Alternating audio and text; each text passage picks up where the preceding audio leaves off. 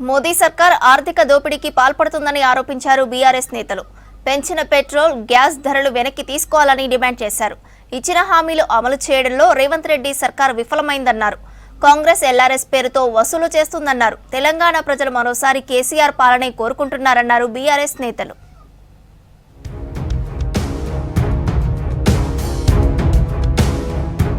Petrol రేట్లను సెన్సుల రూపంలో పెంచుతూ మోదీ సర్కార్ ఆర్థిక దోపిడీకి పాల్పడుతుందన్నారు బీఆర్ఎస్ వర్కింగ్ ప్రెసిడెంట్ కేటీఆర్.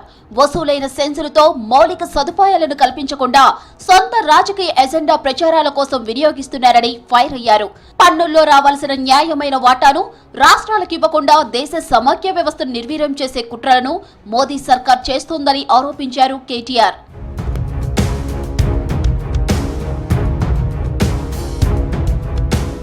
ప్రస్తుతం తెలంగాణ రాష్ట్రం మొత్తం కేసీఆర్ వైపు చూస్తోందన్నారు మాజీ మంత్రి హరీష్ రావు. రైతులకు ఇచ్చిన హామీలను కాంగ్రెస్ సర్కార్ అమలు చేయడం లేదని విమర్శించారు. ఎల్ఆర్ఎస్ పేరుతో వసూలు చేస్తున్నారని ఆరోపించారు. మెట్రో రైలు, ఫార్మా ప్రాజెక్టులు ముందుకు సాగడం లేదన్నారు. ఈ నెల 27న వరంగల్లో జరిగే బీఆర్ఎస్ రజతోత్సవ సభను విజయవంతం సందర్భంగా సంగారెడ్డిలో బీఆర్ఎస్ ముఖ్య నేతల సమావేశంలో పాల్గొన్నారు. కేసీఆర్ ఉన్న 10 ఏళ్లలో దేశం కంటే ఎప్పుడు ఎక్కువనే ఉన్నది తప్ప ఎన్నడూ కూడా తక్కువ లేము. రేవంత్ వచ్చినాక దేశం సగటులో మనం సగానికి సగం పడిపోయినామంటే ఈయన పరిపాలన వైఫల్యం వల్ల తగ్గింది. అంత ఆగమైపోయింది. కేసీఆర్ 10 ఏళ్ళు ఉంటే పెరుగుడే పెరుగుడు, పెరుగుడే పెరుగుడు. రేవంత్ రెడ్డి వస్తే దిగుడే దిగుడు, దిగుడే దిగుడు అయిపోయింది. అంత ఆగం. ఎవరిని చూసినా ఆగమే. రైతులు చూసినా పరేషానే ఉన్నారు, రియల్ ఎస్టేట్ చూసినా పరేషానే ఉంది. ఏదైనా ఒకటి చక్కగా చేసిన రేవంత్ రెడ్డి. బీఆర్ఎస్ ప్రభుత్వ పాలనను ప్రజలు మరోసారి కోరుకుంటున్నారన్నారు మాజీ మంత్రి శ్రీనివాస్ గౌడ్.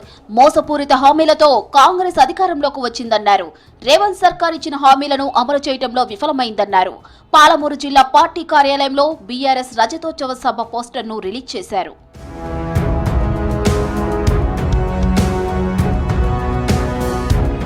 వరంగల్ ఎల్కతుర్తి సభకు ముమ్మరు ఏర్పాట్లు చేస్తోంది బీఆర్ఎస్. ఇప్పటికే జిల్లాల వారీగా సమీక్షలు నిర్వహించిన గులాబీ బాస్ ఇప్పుడు జన సమీకరణపై దృష్టి పెట్టారు.